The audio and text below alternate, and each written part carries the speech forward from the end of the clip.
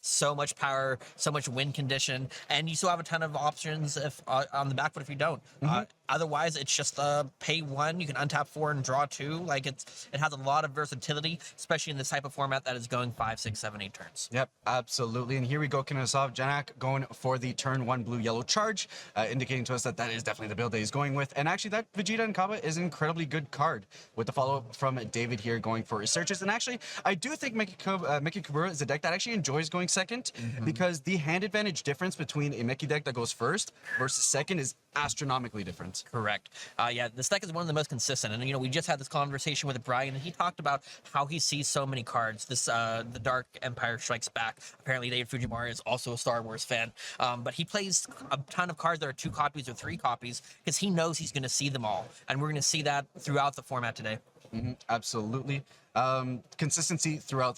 Just the ability to see monster deck, and like you and Egman were talking about, these decks, not only being wish decks, want to be running more than 50s, 50 cards. You're looking at 56, 57, anything like that when it comes to these lists specifically. But these are the type of decks that will be able to go and see through most of it. Yeah. Especially these consistency pieces like these one-drop Toas that find you the salsas and shrooms that you want at any point given time in the deck. Yeah, I agree wholeheartedly.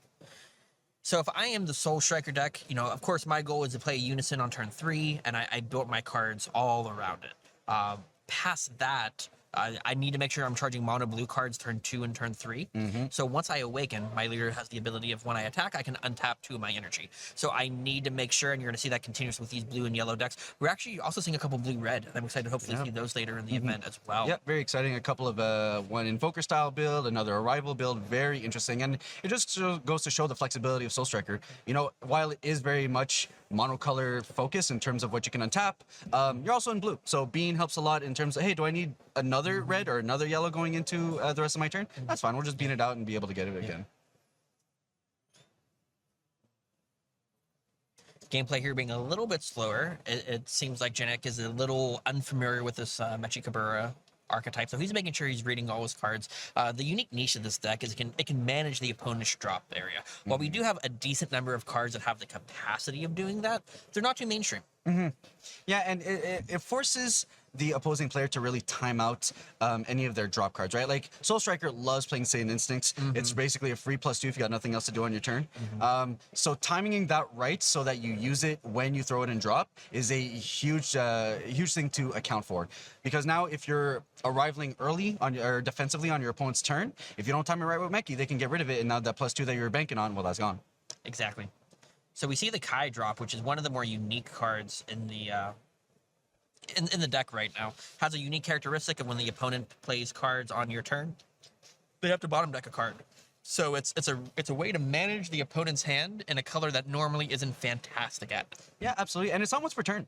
So against some decks, it is super pushing in terms of forcing your opponent to have to deal with it, and having to deal with a lowly 4K one drop is never a great way to deal with your premium removal. Indeed. So we see David with his leader swing. He got an opportunity to evaluate his life.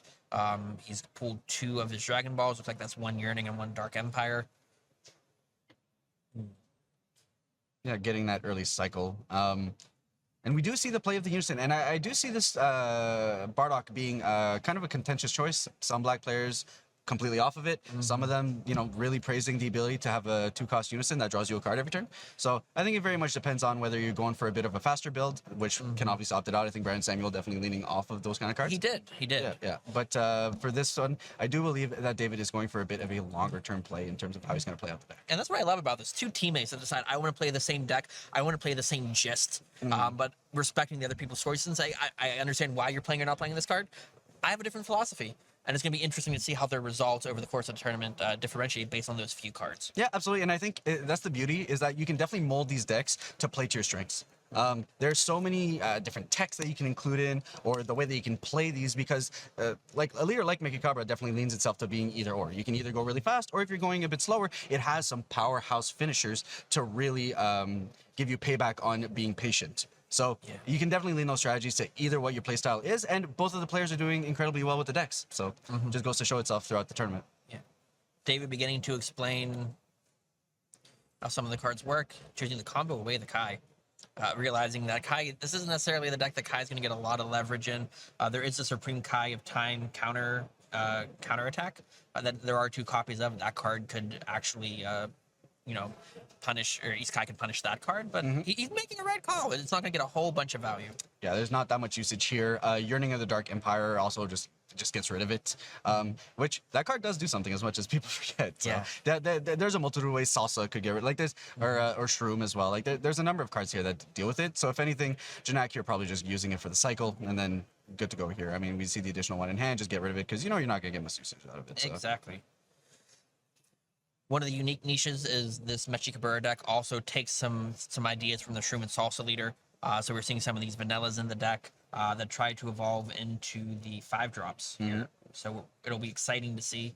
They definitely had a lot of impact in Game 3 of the last set. We'll see if that has the same outcome here. Yeah, it's amount of pressure.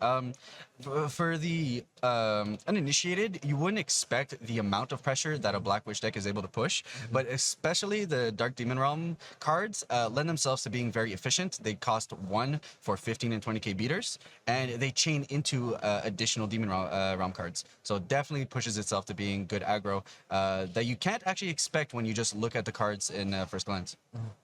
And those are the decks that a champion competing player wants. They want to be able to have control at every point in the game. And I'm sure that's why you loved Yellow Sin Shenron, because you can go very fast. You can try to say, Game 2, either your life's going to be 0 or my life is 0.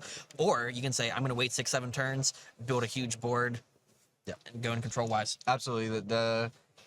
The crown for any competitive player's options, and knowing what tree, what branches are the best to take to get you to the path of victory. And that's what we're seeing here on display with Fuji going through the deck, being able to pull out Demon Realm, going for the pick, and then I don't know if he's going to extend the play too much here, but definitely setting himself up for some longevity here. That Darkness Judgment is energy also being one of the free defensive options that this deck has. Black traditionally is not great on defense. No. They can play a lot of things for free or for low cost, but they do not have the floodgates. They don't have the violent rays and the heroic prospects that we see other colors have.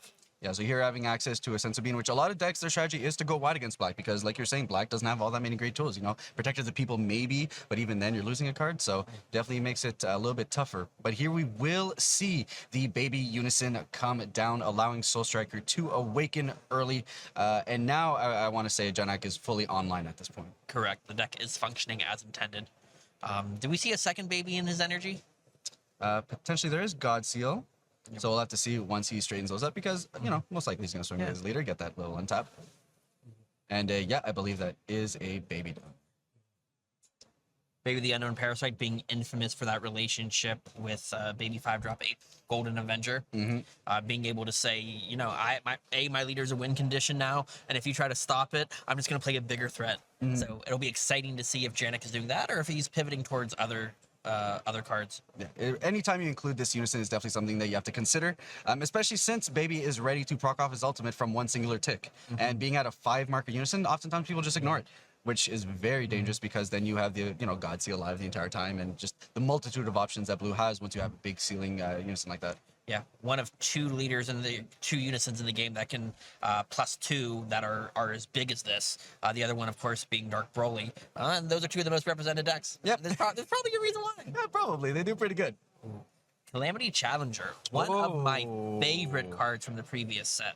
For those of you that don't know, the card has deflect, which means it's reliably hitting the field. But for 1 energy, he's playing it, he's drawing a card, and he's either applying pressure or having a block. Yeah, and you have some phenomenal options in terms of his activate main, where you can swap out for a 6-drop.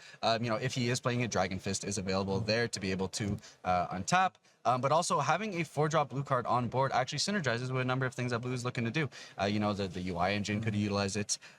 So now it's left David to think about, okay, so what are we about to see here? What does this card represent for me if it's not just value? And that's something that he's going to have to contemplate here as he's lining up his defenses. Correct.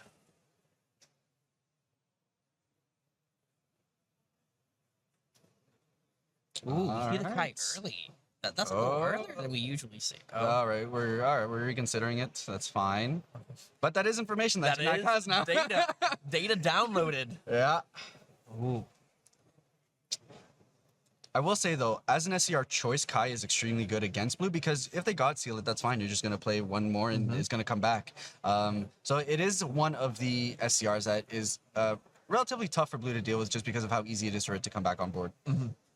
Dabura Ritual at hand actually making it to the main deck of David. He's really afraid of sell Search game one. And that's what Brian was saying too. It's the one matchup he's afraid of. So they main deck a couple copies of it, and hopefully they get some value out of it. Yeah, absolutely. And here we see Kai is hitting board now, so deciding to do it proactively instead of defensively makes sense. Give your opponent the least amount of time to be able to deal with it. Have the additional energy if you absolutely feel like you need to get it outweigh, which this is most likely a way to deal with the Unison. The power level of the deck definitely lowering down much more if you lose the Unison. So. Janak making a little bit of what some people would call a risky play here. That's saying Instinct's going to go to the drop area. It has to last in the drop area for the entirety of the turn. Yeah, but here we see that's right by Kai, and it leaves the game. And that is a surefire way of making sure, no, you know what? Yeah. My board's gonna stay. Yeah. I don't approve of this, and this might actually be what David was trying to avoid when he opted to not go for it defensively, not give Janak the ability to go for that play. There's no way he has two sensu beans, and he says, "I'm throwing these sensu beans down with lightning speed." As that lightning speed SS2 Kefla hits the board. One of the strongest and probably one of the prettiest cards from Saiyan Showdown as well. He's going to have the ability, if it gets back to his turn, to be able to draw cards, to be able to tap David's energy. David definitely has to consider all the aspects of this card and how to circumvent it. Yeah, absolutely. I mean, it's an amazing threat. It's phenomenal defensively, and it provides a ton of value. So on the untap here could be very dangerous because now he's facing a lot of pressure. He could start dealing with board as well as applying pressure on the leader. So it's a very dangerous card, and multiple values of Kefla in hand just mean that she's going to be able to go wild with that dual attack.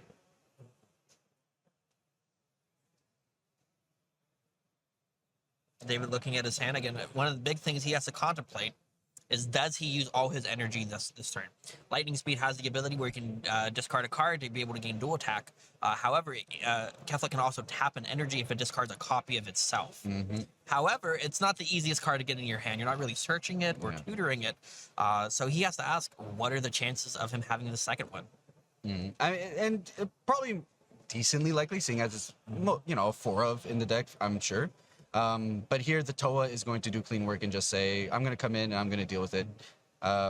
Here we see Janak using the God Seal.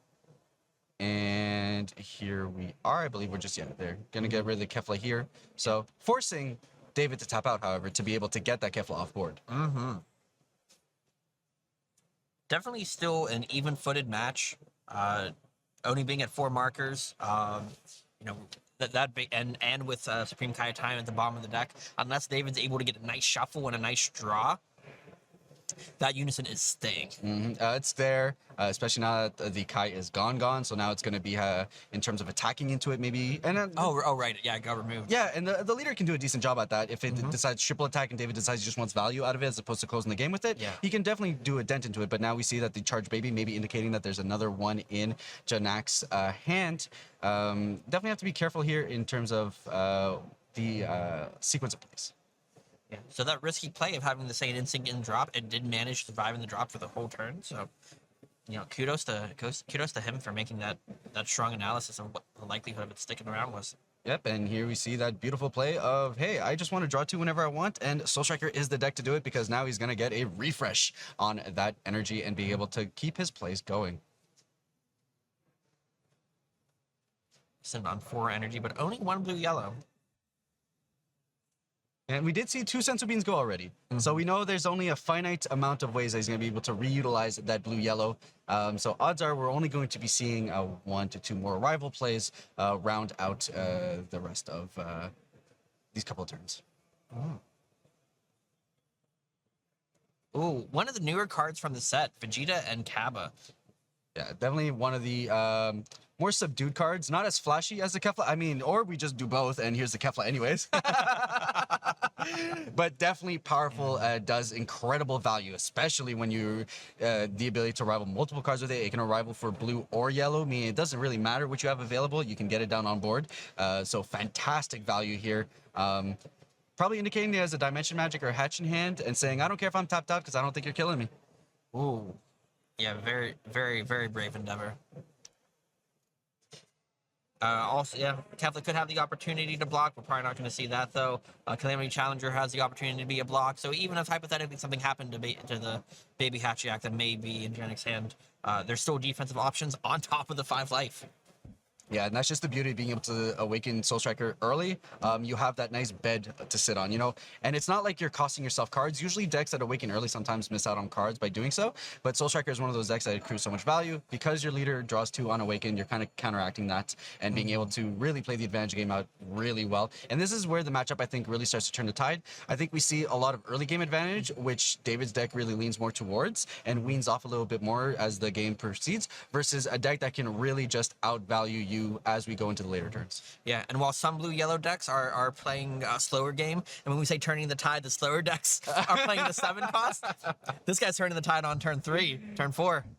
Yeah, putting a ton of pressure, forcing David to start using the cards out of his hand, and sitting pretty, you know. The beauty of D-Magic and anything like that means that on the defenses, he's probably coasting as far as the rest of the turns go. That average 8 to 9 hand by David, but there are definitely super combos in that hand. Yep. That Toa Sparking super combo being like a pretty unusual card. You don't see Sparking super combos often, but Mechikabura is the deck to play them in.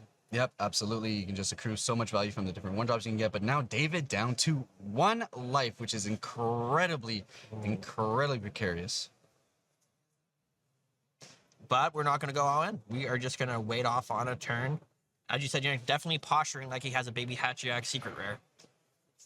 You remember back in the day when that card was unplayable? When they said it was bad? Yeah, when it was bad and it was like, it was a third of what the other collectible SCRs were going for because players were like, oh yeah, it doesn't win me the game. Which, you know, I guess if you're comparing to like the Celzinos and Apex of Powers at the time, but... and then you realize that it actually says skip their turn, take another turn. Yeah. And they're like, oh, right, Super Shenron was errated and basically banned. Yeah, so, you know, that on a free-to-play, which doesn't require 20 battle cards in my drop, you know, maybe it's pretty good. I can tap out and then just restart my next turn. That's crazy. Panzeno is another secret rare that Janak could also be playing that would really impact this turn. Yep, absolutely. So here's saying, you know, we can, if he decides to play Pan, then he's just deciding, you know what, your leader, I don't mind too much. I care more about the battle cards. And then having the ability of just being a better aggressor. It's a 40k just like Hatch, but has the ability to swipe a card. Yeah. And most of the time that would be fine, but against a triple attacking draw 3, you probably just want to stop all the attacks. Probably just call it a day and say, you know, I don't want to really worry about it. Janak learning a lesson as lessons learned get stolen by Fuji. However, that dual attack will be negated and ignored. Yep, it serves more as just removal more so. It extends your board and it can be definitely obnoxious, but just it's a good cheap way to be able to start mitigating with what your opponent is doing. Or maybe he'll get to turn 7 and evolve it into one-hit destruction Vegeta. You know, hey, you know what? Maybe that's the God, how priceless would that be? He's out here playing 5D chess. Yeah. And we're still, barely playing checkers.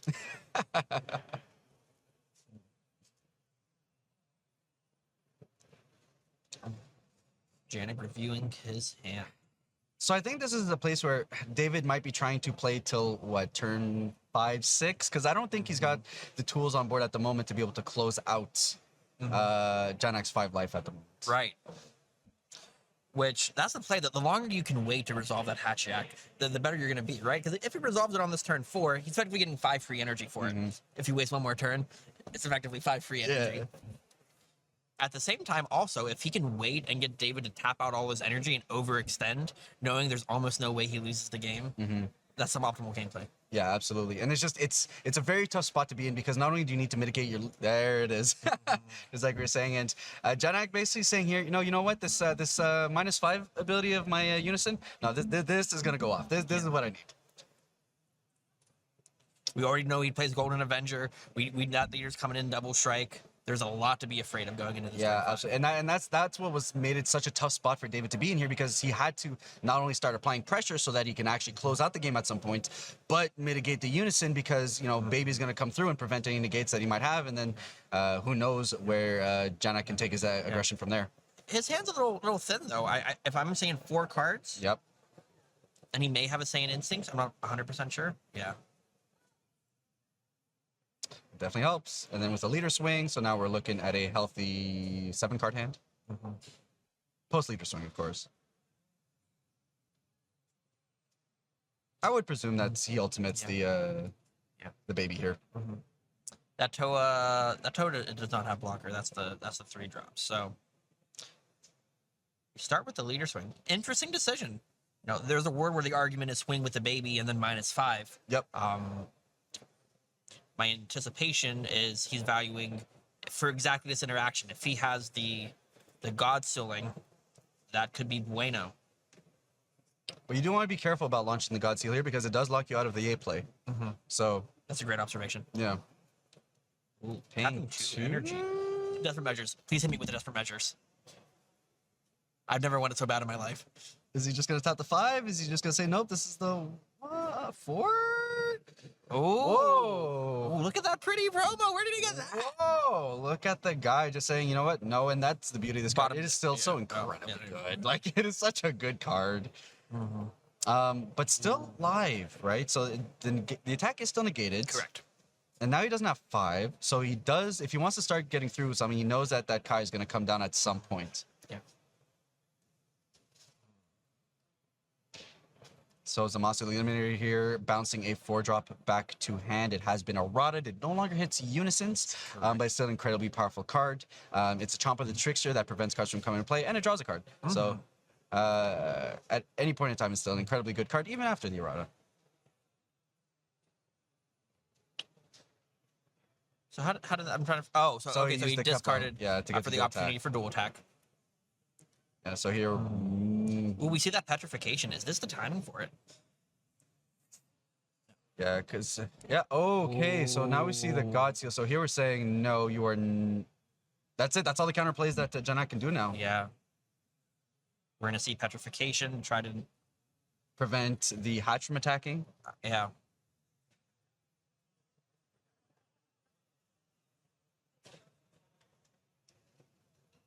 Wow, what an exciting.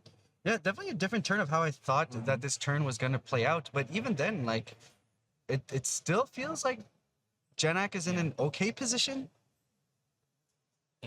Yeah. Fuji's definitely up on cards in hand though. Yeah, absolutely. Anyone's game. So Hatch is just sitting on quality combo power at this point. We got the 15k baby. And it threatens game. So It sure does. So, like, there's an opportunity, and while Janak doesn't have a lot of cards in hand, it may be an opportunity to force a few cards out of David's before he goes into his counter aggro.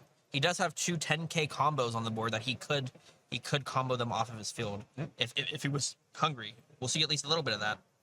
Maybe an arrival Vegeta. Oh, no, just... Okay. Just the raw 25. Yeah, okay. That's not too bad. I got spooked for a second. I thought he was grabbing his life, but that was just his hand that was set off to the side.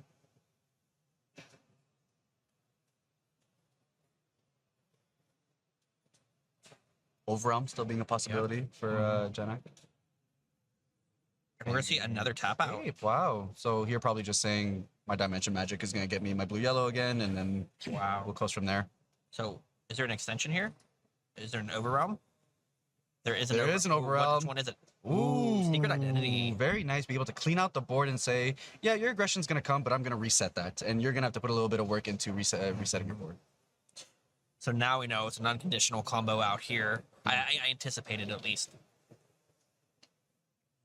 I have to imagine. I mean, 25k already is so large. And every card you get out of David's hand just makes his aggression even harder for the next turn. Granted, still has the ability to triple attack his leader and draw 3 additional cards. Correct. And asking himself, how high is he going to go? We're at least 25. Janak's reflecting upon life. All right, we're just going to leave it at 25, force a super combo out of David's hand, and another 5k. Interesting. Comboing away that Kai, if I'm David, or if I'm in Janak's shoes, seeing that Kai getting comboed away tells me that David is posturing to try to win this next turn, which makes sense because I don't think we're going to see Soul Striker tapped out again. Yeah, I don't think so either. I think this is probably the most pristine opportunity he has to be able to push on some aggression. And David recognizing it's probably this here, or we're probably not going to see this chance again. So yeah. Using this opportunity, getting all 7 balls away, and saying I want to see 3 additional cards, and it's either this turn or it's not going to happen. Yeah. Fu Coercion Incarnate would be a fascinating card to hit here. He'd have to pick between one of the Capsulet and the Hachiak to die, but he couldn't hit both. True.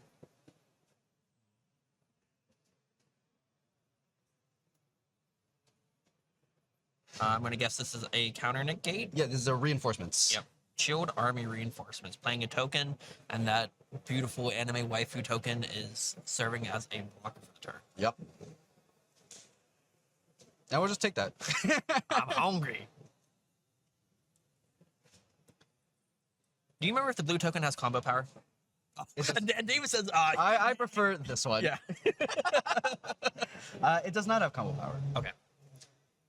On the opposite side, then it has 10,000 attack power, which is a healthy, plentiful amount that could go for game. Yeah, if it just stands, hey, maybe a 10k attacker with a couple of super combos could get there. And weirder things have happened. That they have. Actually, the Mechikabura can only sell tokens or things that are cost 4 or less, right? That is correct. It's also once per turn. And I don't know if he can use the activate main to lose all his balls and gain triple attack, as well as actually swipe a card using his ability. But Interesting dynamic. yeah, of course. But Stream Judge there, and I'm sure they're working it out amongst themselves.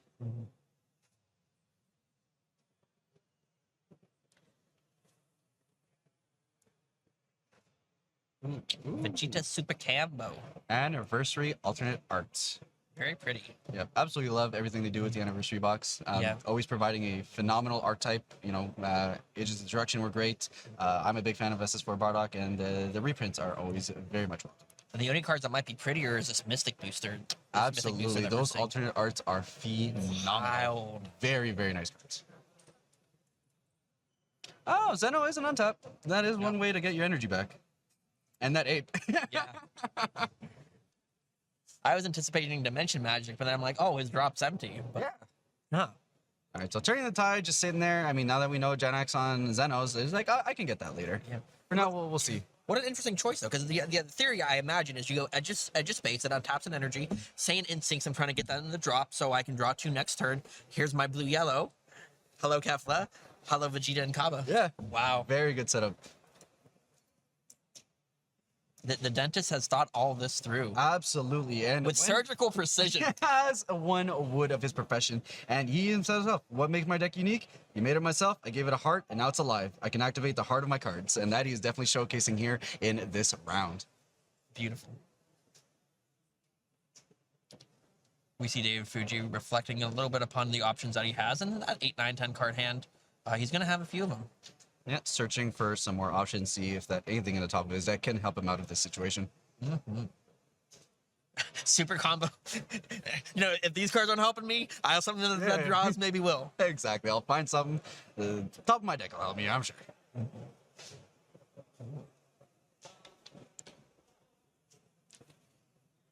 You have to be scared about the long game anytime you see that Turning the Tide in energy. You have to be asking yourself. So if I go to 7, what's going to happen? It's effectively a clock. It's, here Janak threatening him with saying, hey, this is something that's going to come down at some point, and you need to be ready for it. And if my board stays the way it is, that's calling for game. On the flip side, it is a card that most people are playing between 1 and 2 copies of, right? So you see that 1 copy in your energy, and you have to ask yourself, does he have the second copy, or do I not have to fear about it anymore? Yeah, and it's a mind game you play, right? It's those little minute things that when we really get into trenches competitive play, you're trying to mind game your opponent, and that's as much of an important aspect as actually just playing out your cards. Amen to that. So we're sorting some drop areas, we're reflecting on hand sizes. 5 cards. We know why that is important. Dimension Magic. Yep, absolutely. Gives Janak the opportunity to tap out and still have defense when it comes around to his turn again. We see Toa. Toa's a 15k attacker. That'll generate another card. And that's what this deck does so well. I mean, able to just generate a bunch of aggression that changes into more aggression. Yeah, everything replaces itself. We call that free real estate. Absolutely. The beauty of this Toa that David just picked up being that it's unconditional removal. Just choose anything on the board and get rid of it. However, at the cost of tapping out, I don't know if David can afford to do so here. The double sense of being play once again, setting Soul Striker at a healthy 25k now.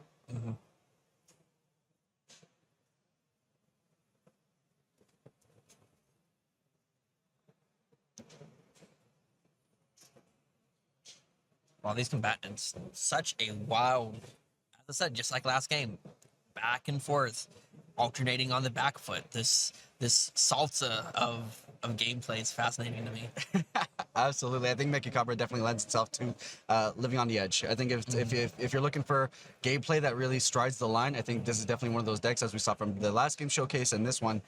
These games are going to have some interesting backs and forths for sure. For sure.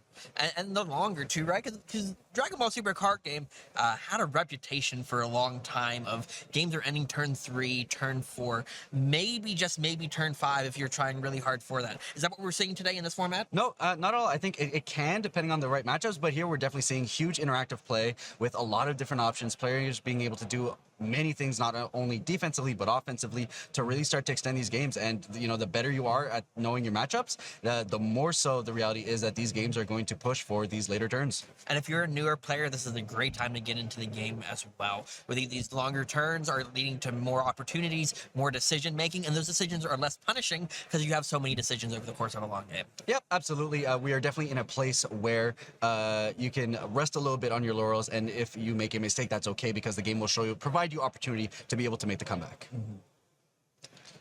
So as we reflect upon this, what looks like a 30k power after combo. Yep, fighting against Fate here, making his notable appearance once again. And we see a second swing. Janak deciding if what's more important, 3 life or 2, while he is sitting on a small 2-card hand. And I think that's what David's trying to do right now, just force as many cards out of Janak's hand as possible to say, yeah, it's going to be your turn, but I will win the card advantage game, and we'll see if we'll see if you're able to make something happen. Fuji digging deep for an answer here. No Champa in hand, which is probably what he was trying to fake out, maybe for Janak to feel uncomfortable at 2 life and go from there. But at minimum, we do know that Janak has a 10k combo on board. So that Goku is a 35k. Ooh, we see the 10,000 token. And secretly, quietly, in Janak's head, he's thinking, does David play Furthering Destruction Champa? That's on the top of any player's mind anytime they're sitting at 2 life, and definitely looks like David's cheating here to make it seem that way. But you know what? David maybe also understanding that this turn is the turn he's going to get. So swing with the token, then maybe swing with the Toa, and hope that the combo power can get there. Wow. I think he's gambling here. Yeah, right now, the only attack left is this 4,000 Toa. Yep. At the moment, Overwhelm's gone, so we know that extension's not going to happen. He can't play any of the 1-cost salsas or shrooms because he no longer has balls, and that's a requirement for their play. So definitely here, just trying to play the advantage game. And from Janak, one of the things I'm asking myself is, do I combo away my baby Hachiyak if I need to? How important is 2 life? Well, apparently too much for David to be able to close out this game, and Janak takes game 1, pushing it to game 2. Wow, if I'm Janak, I'm so excited. Such a hard-fought battle. David said, I'm on the back foot. The only way I win is I swing with my first attacker. I get it down to 1 life. I swing with my 4K Toa. Is that enough to get me there? And Janak saw that was the last option. Yep, absolutely. And I think it really just goes to showcase, when you look at some of the more historical players like David Fujimara, big focus on the advantage game. I think combo power is something that modern gameplay is a little bit less focused on, but I think is highly important when we talk about being able to sit at these top tables. Mitigating your hand advantage versus my advantage, knowing when to combo, knowing what numbers make sense versus what your opponent can have in hand. And I think that was really showcased here with David saying, you know what, there might actually be an out here. And given that, if Janak didn't have 2 beans, that very much could have been enough to get there. Yeah, he did play all 4 Senzu beans that game, didn't he? That he did. He saw all 4. He doubled up once, and he doubled up twice. Yeah. I do remember, you're like, I don't think we're going to see too many, because he saw 2. And he's like, nope, I resolved 3 Saiyan Instincts. I'm going to see them all. Oh, when you're good, you're good. I'm real close with Kurin. He has an in. Yeah. The guy keeps some extra stash in the back. Yeah. Put some braces, get Kokmo with some braces back in the day. Yeah. So, sideboard options here. What are we looking for from these 2 decks? Yeah. So if I'm Mechie after that game, I have to feel like I needed to close the game faster. Soul Striker can snowball in a way where, in a 3-turn game, Soul Striker only attacked once. You only got 2 additional energy compared to what the opponent had. In a 6-turn game, you're seeing 12 or like 6 more energy, and that's almost an entire other turn in comparison. So at these high levels, you always have to ask yourself, who's the beatdown? Who is the aggressive player? Is my onus to be able to put the opponent in a place where they can't resolve their most powerful cards by closing the game quickly? Or are my strongest cards better than their stronger cards, and I'm trying to play the long game? What we saw there is both played relatively passively, and we saw Soul Striker be able to eke that out. Yep, I think that's definitely, you hit the nail there, where it's definitely, am I the aggressor or am I the control player? What is my deck trying to do this game to certify the win? And I think you're absolutely right. I think here Mechikabura needs to start closing down the game a little bit earlier, and has a potential to do so. Turn 2, turn 3 aggro is something that the deck can do incredibly well, and is definitely something that David's going to have to utilize here to be able to put Janak in an uncomfortable position. Not one where he can comfortably play his 3-cost Unison, Awaken, sell 5 life. I think putting him in a position where at any point past turn 3, Janak needs to be careful about what he's playing, because it could provide David the opportunity to swing for lethal, is where David wants it. Yeah, and Janak, one of the interesting things about this blue-yellow deck, because of the pattern of having to have two blue to be able to awaken, you almost always have to charge a blue-yellow turn 1, and that is a window of vulnerability as a control, as for an aggro deck. You can take advantage of that.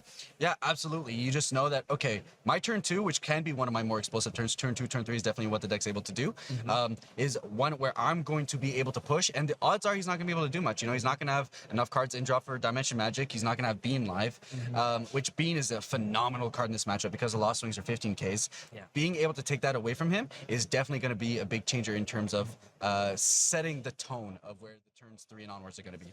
The other really important dynamic of this game, too, is it looked like it took about 30-35 minutes for that game 1. That means that if David chose to play a more passive route, he may not be able to finish a game 3. So that's even more onus that he needs to be the aggressor here. Yep, absolutely. Pace of game is going to be huge here, just to make sure that a game 3 is seen as far as the new game rules go. If we do hit time in a game 2, winner of game 1 takes down the entire match. So David does have the onus here to try and close the game out.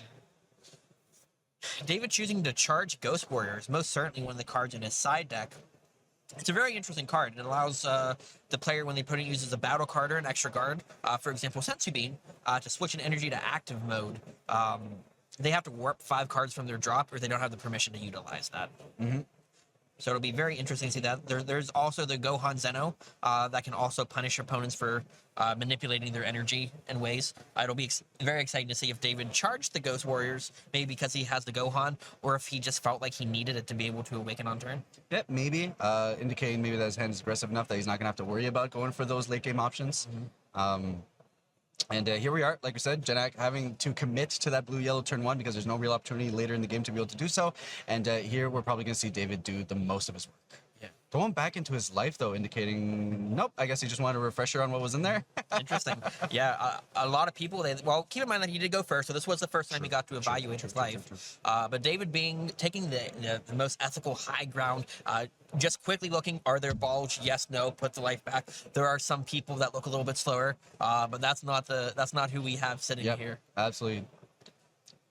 Do you always take the balls from life, or do you sometimes gamble that your opponent's going to hit you out of it? So it depends on a few ways, right? Because if they do pick up that life, you're eventually going to have to pick that up anyway. So that's an argument.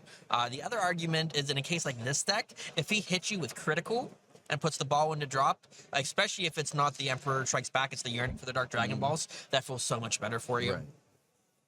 So I would say in general, it's often a little bit better to wait, but it's very, very dependent on the matchup, the likelihood of them taking life.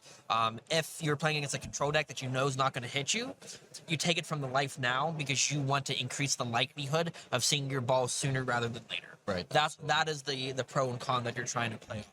Especially here, I think, depending on the turn that David will want to awaken, because the other cards that dump the balls into the drop, I'll do it from deck. So definitely depends. It looks like here he's lining up for maybe turn 3 awaken, opting to use the Mechikabura to be able to play 2 cards from his deck. Yeah, generally, this deck most certainly has the capacity to awaken on turn 2. That is the exception, and or I wouldn't say it's the exception of the rule, but turn 3 is the more likely of the two. Right, it's a sweet spot where he's gonna be able to do the most with his energy. Precisely. So we do see that getting those doubles. We see that Gravy that has the opportunity to go up to 30k. Very bulky, very hard to remove, especially in a deck like blue-yellow that doesn't have a whole bunch of wide removal. If this was a green deck, it'd be a different conversation. But we also see this vanilla shroom coming in and then exposing the opportunity for some of these 5-drops from the original shroom and salsa deck to be able to get in there and do some damage. Yep, that 20k salsa being really obnoxious in terms of being able to apply more pressure. Usually you can line it up in a way that your opponent won't be able to make the choice, and then you just get your free attacker on there additionally on top of him, which is always very nice. And then you're turning your board horizontally and hoping you get there. Mm-hmm. All right, charge, swing, and pass for Janak. Sitting at 5 life, most likely going to go for a awaken from life here, just based on the amount of pressure that David is pressing. Heroic Prospect, not the first card you would have imagined that he charges. Ooh, the technology. Whoa. Talk us through this. Yeah, so the Oceanus here serving as an alternative topo where you get to pay 2, and if she hits board, you not only do you negate the attack, but now every time your opponent attacks, they have to send cards from the top of their deck, 4 of them, into drop for every swing. So unlike Topo, where it's costing you cards in your hand, it's costing you cards from your deck. And in a game where it could go long, 1 or 2 swings equates to 4 or 8 cards, you might just be taking out 2 to 3 turns off your available clock. And for a deck like Mechikabura, which can draw as much as it does, that is a very real possibility. When Brian was here talking to us earlier, we asked him what he was afraid of. He said the mainstream answer was Cell Surge. The risky, the more low-key concern, Mill. Mm-hmm. So this card being played and having the capacity to be played in virtually any deck is intimidating. And again, with David drawing as much as he does, that is why players are playing more than 50 cards. This card, this Oceanus, is almost single-handedly that reason why. Oh, absolutely. Just because, like it or not, you need to be able to press sometimes past the Oceanus. And this is what we're seeing David saying here. Like, my early turn aggressions are too important. And, maybe he gets lucky and he hits a couple of balls off of it as well. Correct. That is the playoff here. And especially in a deck that could be playing Overwhelm like David's deck does. Sometimes putting those cards in the drop end up being value for the opponent and not punishment. Mm-hmm. Absolutely. And here comes that salsa bounce play that you were predicting, and now forcing Janak in an awkward position. So Salsa the Demon God being able to potentially play a free battle card if David can get rid of Janak's drop in time, which it looks like those cards are both removed from the game. They are warped. They're warped. So that is going to bring some value. We see that 15k Gravy, who's more than likely going to go up to 30k here. As it does so well. But we'll see now. So he got his couple of swings in. So now this is where we're really going to see how much is David going to commit to this turn 3 aggro. And I think this is very much answering that question here. Just saying we are going to send it here. There's a double strike guy. Now if I'm Janak, no matter what the outcome of this game, whether I'm winning or losing, I need to take time at the end of this game, look at that drop area, take some mental notes. What are the 1-ofs? What are the 2-ofs? So I'm best equipped for this game 3. Or if I play him in Top Cut tomorrow. Absolutely. I think information is key, and the more that you can grab early on, then all the better you are prepared for anything. How many Kais is he really running, right? And you can take note of that and be prepared for the later halves of the game. And like you said, the later parts of the tournament if I see you again. Yep. So we are beginning to see, we may very well be seeing some kind of a rival-based play. Now that we are at below 5 life, 4 life actually, we do get the opportunity to untap that energy. We see the Saiyan Instincts, and do we see the Kaba Vegeta? That we do? We do. Wow. Very nice. Commentator's blessing. I do declare. I do declare. Yeah, so removal, which is very nice here, going to definitely help on the defense. And, Janak might start to just need filling up his drop, right?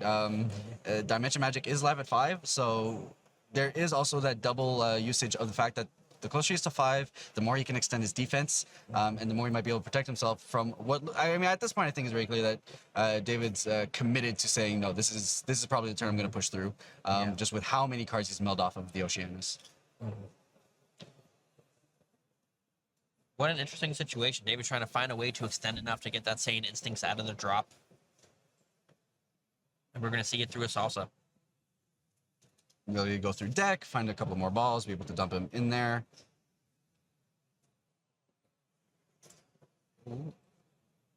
We know what question David's asking.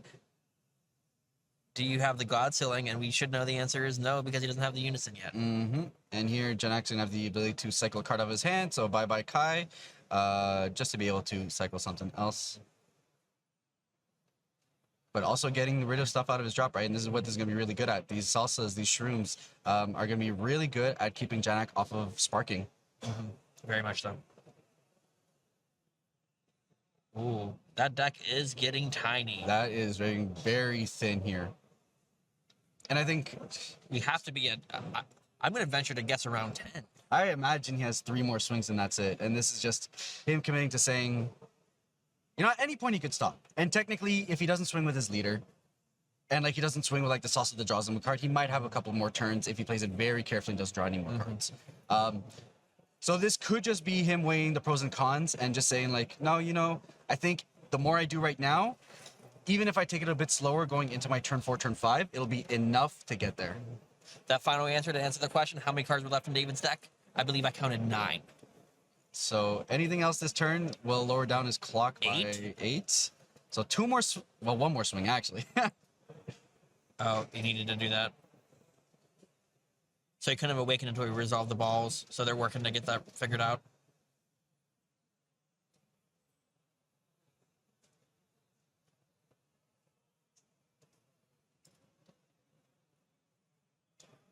Can't put a card back into his deck. That puts him back to about 8. 8 or 9. 3, 4, 5, 6, 7, 8. 9, I believe. And this is where Oceanus is going to shine, right? Because at the beginning of the turn, you know, it didn't read as much. It really wasn't. It didn't really. It topped 1 attack for 2 energy. That's kind of whatever. But now it says if you resolve any more Oceanus, you win the game. Pretty much, yeah. Like your turn's done. Every Oceanus past this point is basically a hatch. Correct. So if Janak makes it to his next turn and he finds an Oceanus, then he's coasting. Because at that point, David will not have the ability to keep attacking. Kingdom Lost is going to drop down. We're going to see a card get ripped out of that hand. Some very powerful options. Could be Look a at how hatch. clean could that be- was. Super combo, pretty good. That's probably something that Janak was banking on, being able to get his energy back for the defensive plays. And we know he's not on the full play set. He does have some Vegeta on the deck. Now the question is he on a 3-1 split or a 2-2 split? But all right, that's it. David says that's enough. Now, what can you do with the spot I've put you in? One of the interesting things that Soul Striker has the luxury of now against this aggro deck is you can commit to the Unison. You don't have to. Yeah. You're already awakened. You know, you can get that Saiyan Instincts and drop. You can do whatever you want. But he says, nah, I'm sticking to my game plan. I'm feeling all right, and I want to see some cards. See some cards. I mean, at the end of the day, you're going to get that 2 energy refresh anyhow from the leader swing, so you're feeling good about it one way or another. So you really have to be asking yourself, am I playing the long game now? With those 9 cards, do I just, you know, that puts him on, what, a 4-turn clock? Yeah, ish, give or take. And like we said, any Oceanus from here on out is basically a hatch. Yeah. So he's definitely in a position now where it's like, well, now I could worry about your leader, but how about I deal with your board, and then I just mitigate my defenses to make sure you can't get there. Right. He's just pulling at you at both angles, burning the candle on both ends. And the one grace that I always say David will have is that every turn he does have the ability to put a card back into his deck, Yep. and that does extend it a little bit. We did see a very simple turn. David's back to play. David has that book in his hand, the book of how to return to the throne. And it starts with Kingdom Lost. Yeah, just a clean 19k double strike coming at what I have to presume is the leader. At this point, I don't think. Yeah, there it is. So unless he's got a counterplay here, Oceanus is probably just saying, I think this might just be the turn. Yeah. If I'm David, I'm begging to have a Super Kamehameha. And that seems to not be the case here. It does not. Toa getting rid of the blocker though, because that's the beauty of Oceanus. You're at least forcing your opponent to 2 swings, Indeed. just because it's a blocker.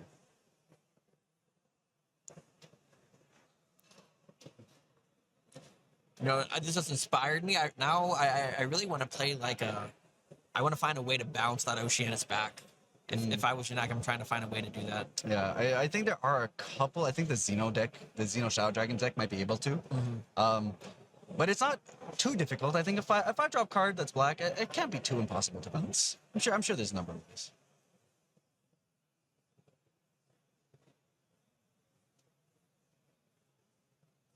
And that's just what we were saying. Oceanus here represents basically a hatch every turn now because how much David had to commit into his turn 3. So Janak definitely down on cards here. You do have to discard cards. Vegeta Kingdom Lost, you know, that's keeping his hand a little more manageable. Yep, you're forced to swing into it. If you're not, you do get to lose the 1. Yeah. But there is a limit to how much Janak can play. I'm not going to play Dragon Ball. Yeah. So at some point, David might just be scoping out here to see if he can get another opening and go from there. Yeah. Ironically, that 7 markers probably feeling like 61 markers if you're David. You know how hard it is. Oh, yeah. I think at this point we're basically saying, yeah, that's not gonna change much here. Setting up for the free ape, which is always nice. Now he's threatening the King Vegeta, but now he's gonna get the 2-card refresh to extend his defenses. If he draws into another Oceanus, he knows David doesn't have the Kamehameha, so unless he's top decking it, well then potentially buy himself another turn. Yeah, but if I'm Janak, I'm really trying to find a way to clear the board, because once I clear the board, I feel great about this game. Yeah, at that point I think you're just coasting. Ooh, and we see the skills. Wow. Skill suppressed. Yep. Pay the 1 to bounce 2 cards back to the bottom of the deck. An interesting tech card. You know, we see some people are really hot on it, some players not as much. I think it's some that some players really love it, or some players can do without it. Indeed. Skill sharpened. I apologize.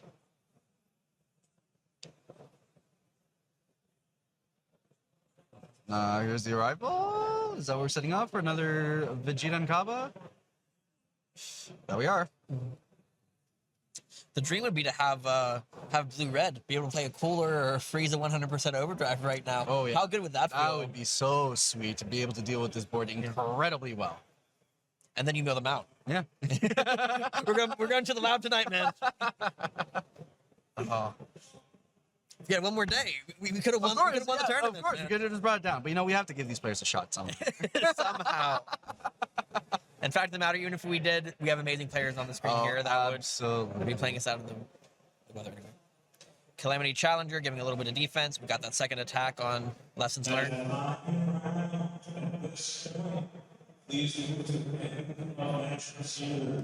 So now, Janak, I think, recognizing that he can actually attack David in 2 angles here.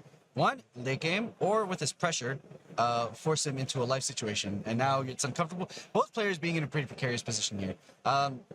David having to maybe face more Oceanus, which could really, you know, cause the trouble. Here, Janak only having so far that he can extend his defenses until he runs out. Yeah. And unfortunately, one of the downsides here is this Mechikabura deck really relies on high-costed battle cards, which makes his aggression vulnerable to heroic prospect Trunks. Though on the flip side, Trunks will make me put 2 cards on the bottom of my deck. Maybe David needs it right now. That's pretty good. Hey, that's some anti-Oceanus gas right there. Again, burning the candle on both sides, and David is now being forced to find the answer. Will he? Let's find out. Yeah, and we are closing in on time tightly here, so fighting it out till the very end, what we're going to see here, and the last defining turns here are definitely going to decide what the final results of this entire match is going to be.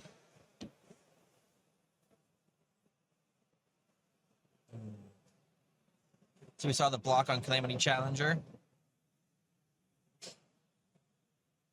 2, 3, 4. 1, 2, 3, 4, 5. Most likely here I looking think for we're at another 8 now. Yeah. Super combo. All right, saying I need gassing to be able to punch in, and when I get there, I need to be able to do damage. Yeah.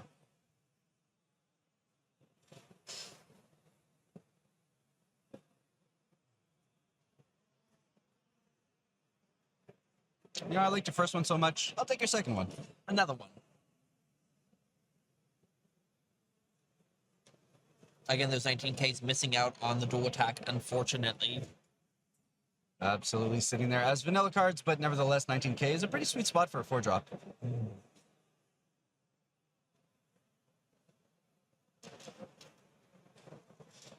We see Sensu Bean. That's going to give some defense. Yeah, it's a good card. Now forcing David to commit cards on all these swings now.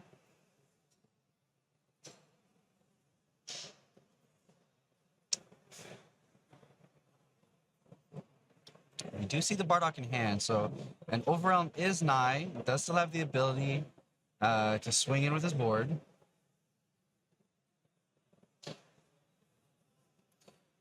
Both players starting to use their super combos at this point in the game. How do I find an answer? That's effectively what they're doing, yeah. Yeah. David here is trying to say, all right, what gas can I find? And Janak is saying, I got a couple dead cards in hand. Let's get rid of those and see what we can do to change them. And with 7 cards in my deck, I know what those cards are. Yeah. So the Overwhelm here locking David out of his leader's ultimate now. Yeah. So very much committing to the play here. God Seal. Oh, that is a deadly God Seal. Oh.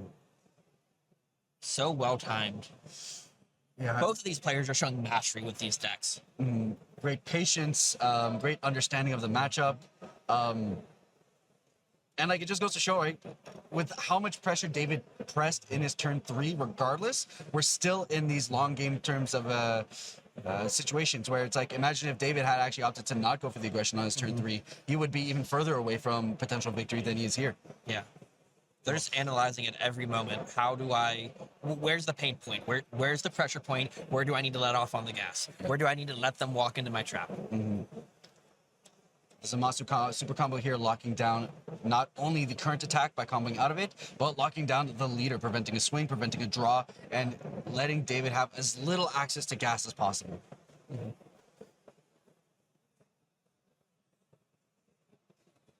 Dark Mask King, Delusion of Darkness. Him really trying to sit on that. That's 5 cost. When this card attacks, you may send 1 card from your opponent's life to the warp for every 10 cards in their warp. So it's trying to serve as that burn damage if he can get, there. Yeah, 3 life is the magic number. 1 for burn and double strike could definitely get there. Whoa, hard casting this also. Wow. And this also makes more sense than Deluge. Question is, where's your wish granter when you need it? Yeah. Oh, that would have been so incredibly sweet.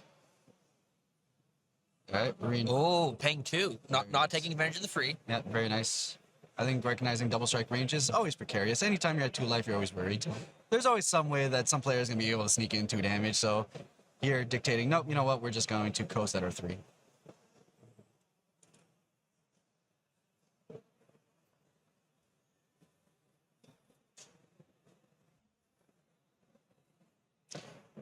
Both players doing math here. Yep. That's 7 card floor left. Yep. Sparking now being gone, so the super combo will not draw a card. We are approaching where time is going to be a relevant factor, and the difference between having 3 life and 2 life is going to mean the world. Absolutely. You're dictating exactly where this pendulum is going to swing.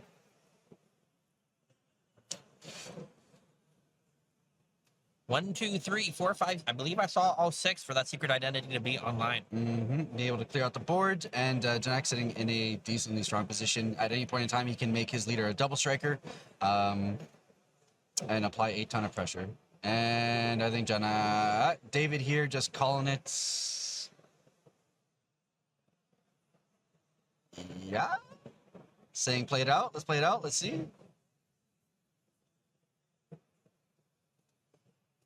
All right, and there's the Kefla. Wow. All right, they're going to play it out. Huh. Pay the 2, get the draw, have the combo power, and then pitch, draw 2, and then swing for game. Seems good. All right, and Janak is your winner versus David Fujimara, Blue-Yellow Soul Striker, taking it up against Mechikabura to go into the next round undefeated. Assumably the second most popular deck, and we just learned why that is. Yeah, the ability to have so many different options, both aggressively and defensively, when your opponent is playing it out, definitely showcased its